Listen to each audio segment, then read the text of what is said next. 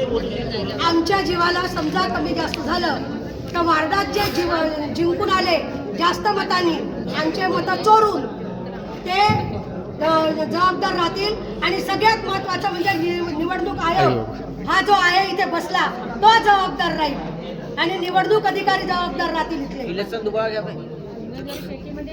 कारण माझं नाव नाही आहे त्याच्यात, मी करणारच आहे आज। लक्षात ठेवा म्हणा तुम्ही। त्या मॅडम उठून जायला नाही पाहिजे होत्या, त्या का बरं गेल्या? त्यांना घरदार आहे, आम्हाला घरदार नाही आहे का?